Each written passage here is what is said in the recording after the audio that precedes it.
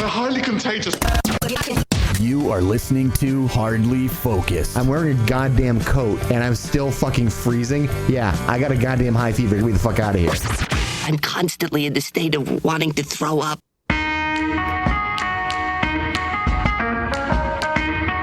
Just had one of those moments that, should have been on air. And I prefaced it when I was talking to Mike and Fro and said, I don't know how I can fit this into the episode. And then Fro started going on a tangent. I had to stop your groove. I know, I had to blue ball you.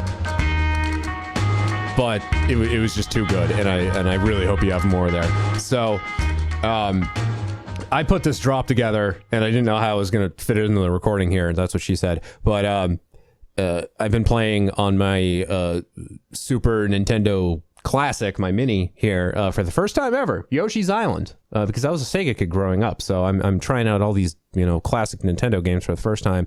I think it's light years better than the first Super Mario World, but probably I think one of my favorite Mario games that I've played, of the few that I've played through. But really is fantastic. Now, Yoshi's Island, most known for, despite it being such a great game, known for one thing that, as I've learned, riles anyone that plays this game, that has played this game, that has fond memories of it. And I made a little thing for you. Here you go. Want to hear the most annoying sound in the world?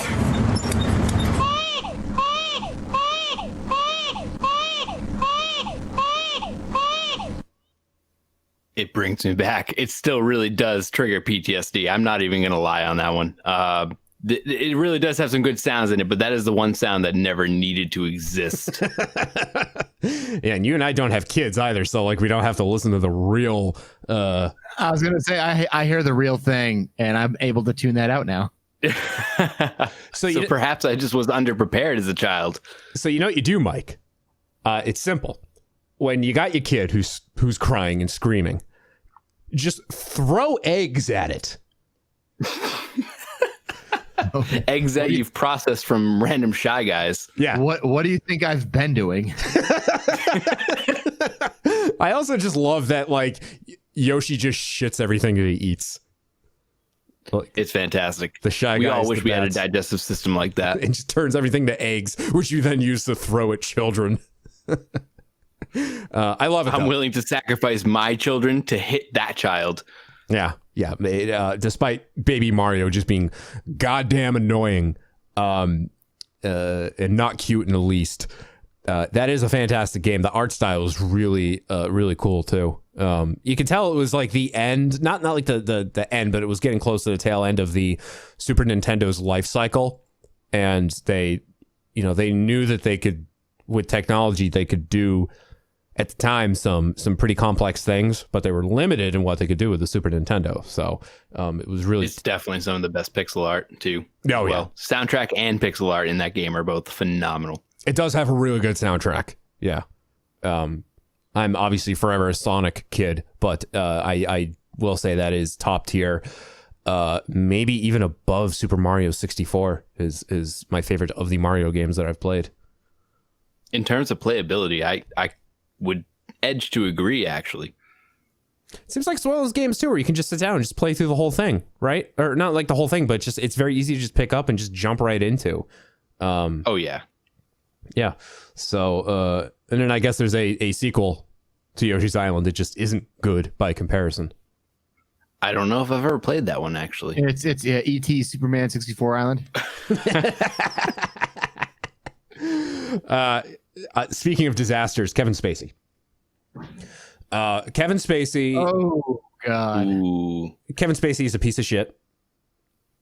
In 2017, he was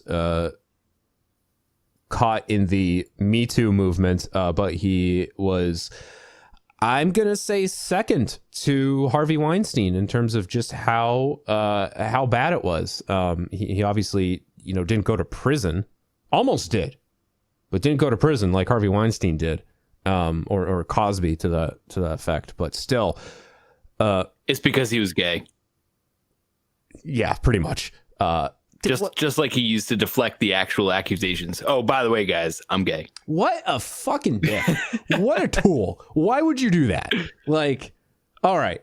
Yes, I'm sorry. No, I was only diddling children. I swear to God, it's because I was gay. Like, I'm sorry that I can't go 5 seconds without touching someone's groin, but it's because I just like men, you see. So Kevin Clearly, rock solid logic. Yeah. Nobody can argue that. It's infallible. Kevin Spacey has shown up in public a couple times since the Me Too thing happened.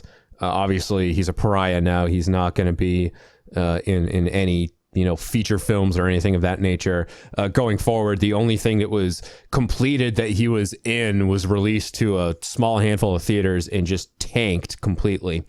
I think that was Billionaire Boys Club. I don't know. Billionaire Boys Club. The name of that just doesn't add to the. Are you sure that was in certain theaters and not just whack a theater? Yeah. So. He's done a couple of YouTube videos in character as Frank Underwood from House of Cards, which are just bizarre. Is he allowed to do that? I don't think so, but I don't think he cares. Fair enough. Yeah. I mean, a guy that's willing to just randomly diddle people is probably not one to care about contracts. Right, and these were also fairly recent videos, and spoilers, Frank Underwood well, no, I guess it's not spoilers because it was big news about this. Frank Underwood dies in the series, but he was killed off because of the Me Too thing. Like, they wanted to finish the series, but they didn't want Kevin Spacey to be involved despite him being the main character. So they just killed him, just randomly killed him off. I think like in between episodes, there was no real explanation. I don't know. I dropped off that show midway literally through in season 2. between. I mean, I didn't watch it either, but literally in between episodes. Yeah. Like not even on air, like not even like the dude gets shot in some CGI like piece of crap, like my people need me, and he just goes off screen or whatever. Yeah, they put no effort into it. No, it's not even a Poochie exit. They didn't even give him the grace of a Poochie exit. At least then you probably would have got some people talking about how they handled it. So, oh my goodness. I guess this was the first time that Kevin Spacey has actually spoken to a actual like crowd of people. According to the rap.com, Kevin Spacey compares his Me Too shunning to the current coronavirus pandemic. He spoke to a crowd for the first time since his accusations of sexual assault back in 2017. He spoke as part of a German business conference called Blitz and Chips. Sorry. No way. It was a conference called Bits and Pretzels. Don't exactly know what the premise of the conference is, but he gave a roughly 10-minute speech that was streamed virtually from his home. In it, he explained that while he usually doesn't like to tell people he can relate to their situation, he said in this instance, quote, "I can relate to what it feels to have your world currently stop." Get ready to have your blood boiled. Because when I was listening to this, I felt like old man who yells at his TV whenever a commercial for a political candidate comes on. Like the old man who was my roommate when I was in the hospital for a week years ago, and it was around the time of the 2020 election. It was Obama versus Romney, and anytime a Romney ad would play, I just hear the old man just, "Shut up! Oh, shut up! Get off my TV!" It's got to be an old man thing because my grandfather does the exact same thing. Every time Trump speaks, you will hear him just like, yeah. Every time.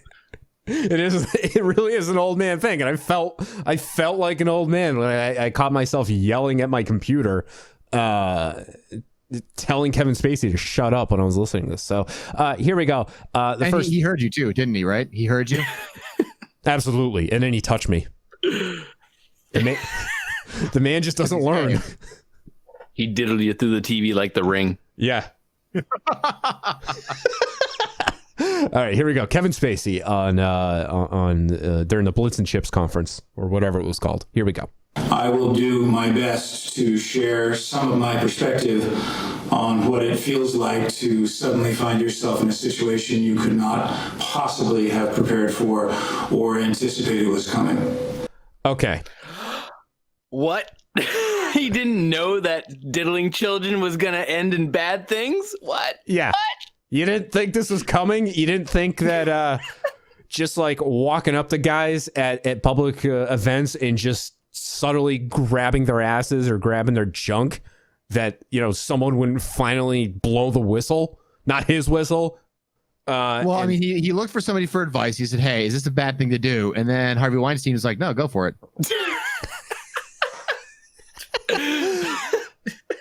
He's a trustable guy. Yeah. He must be. Yeah. What do you think, Mr. Cosby? Jello pudding. You just got to give them the pudding pop when they want it the most. So yeah, there's the first fault right there, is that yeah, you didn't see this coming. Like you didn't mentally prepare that, hey, I'm gonna keep doing these awful things. Absolutely nothing bad will come out of it. I can just pay people off. Yeah, no, it's not how it works. Here is more Kevin Spacey at this conference. I don't think it will come as a surprise for anyone to say that my world completely changed in the fall of 2017. My job, many of my relationships, my standing in my own industry were all gone in just a matter of hours. I don't often like to tell people that I can relate to their situation because I think it undermines the experience that they may be having, which is their own unique and very personal experience. But in this instance, I feel as though I can relate to what it feels like to have your world suddenly stop. And so while we may have found ourselves in similar situations, albeit for very different reasons and circumstances, I still believe that some of the emotional struggles are very much the same. And so I do have empathy for what it feels like to suddenly be told that you can't go back to work, or that you might lose your job, and that it's a situation that you have absolutely no control over. Yeah, I think the big difference there is he's got literally endless amounts of money, and the people actually losing their jobs probably have about 2 weeks worth. Yeah. Yeah. And these people too, when this is all said and done, yeah, it's going to take a while. These people didn't diddle people? Yeah, that. Economies will eventually rebuild. They'll get some semblance of health back. Things will slowly go back to normal. People will have jobs again. People will be working. Kevin Spacey is never going to work again. He's never going. Yeah, he's out of a job for a reason, for things of his own doing. Comparing being vilified from the any acting roles, the entertainment industry as a whole, being vilified because you're sexually assaulting people. I don't know why he would think that it was a good idea to compare that to people who are out of work because of a virus, because of a global pandemic, because of something that is literally out of their control. Kevin Spacey could have controlled this. He could have stopped. It's a beautiful, beautiful illustration of how out of touch the super rich really are. Yeah, I don't know, what whoever was organizing this event thought that they were going to get out of having Kevin Spacey speak at it. But God, it's like comparing a car accident. Publicity. You're comparing a car accident to 9/11. Don't do it. Here's more. Something illegal versus a virus. Yeah. Here's the last bit of Kevin Spacey here. I was so busy defining myself by what I did or what I was trying to do that when it all stopped, I had no idea what to do next. Because all I ever knew was how to act. All I ever wanted to do was act. From the time I was 11 years old, I dreamed of acting. I thought I was born to do it. I did it my whole life. And when my career came to a grinding, screeching halt, when I was faced with the uncertainty that I might never be hired as an actor again, I had to ask myself a question I'd never asked myself before, which is, if I can't act, who am I? I mean, I'd only ever valued myself through my work. I'd only defined myself through my work. That's who I was. But if that wasn't going to be a possibility anymore, then who am I when all I am left with is just me? it's not something I ever thought I'd have to contemplate. I mean, when you take away the actor aspect, I guess he's just a rapist. Kind of on If point. he really wants to know who he is. Yeah, the guy sucks. When I had to retire with my millions and millions of dollars, I had to contemplate who was I am, and who was I gonna diddle, and what was I gonna do's next. Yeah, I just didn't know. I guess I'd probably go swimming in my Olympic-sized pool, and I don't know, maybe just diddle some more kids. I don't even know. and I guarantee you, even if we were to give the man a chance again, and you put him in a public place with a lot of people, even if he says he's rehabilitated, that he can do better, give him a second chance, he's just going to do it again. Even his statement where he came out as gay, he even was trying to play down and deny that anything happened. Like, I don't think this happened, but if Anthony Rapp says it's happened, then I'm sorry. Like, no, it's not an if. It is a definite. This is a thing that actually occurred. You suck. Other people are coming out and saying you did the same thing as recently as, I think, weeks before everything came crumbling down for him. Like, you're diseased. You're sick. And if we take off your leash, you're just going to run around and do it again. So, losing your job because of a pandemic, because you're told, hey, you cannot go outside, you cannot go in public because you literally might catch a virus that could kill you, as it's killed thousands. That is light years different than losing your job because you can't stop groping people. So there you go. Shades of gray. We'll just agree to disagree. Yeah. Shades of gray. 49 of them. Oh, man. So there you go. That's Kevin Spacey, for some reason being allowed to speak to a crowd of people and then instantly turning around and making it about him and trying to play the victim card. And I mean, he had to go all the way to Germany just to get like a public audience. That's pretty crazy. Yeah, what is he, Hasselhoff? That's what happened At to least Hasselhoff got a SpongeBob spot, right?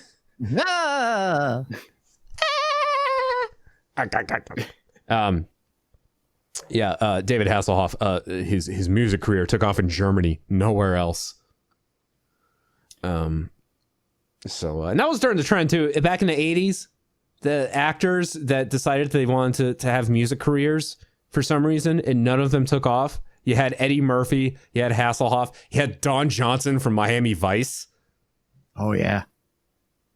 Yeah. It's interesting who thinks they can just launch a musical career. Right?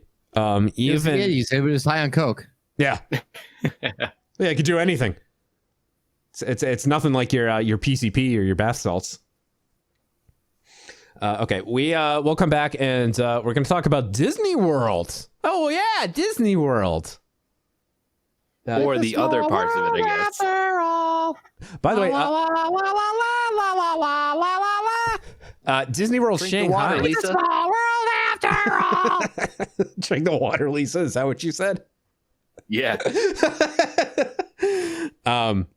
Disney World Shanghai, I believe, is open, or they will be reopening. Do they have the Szechuan sauce?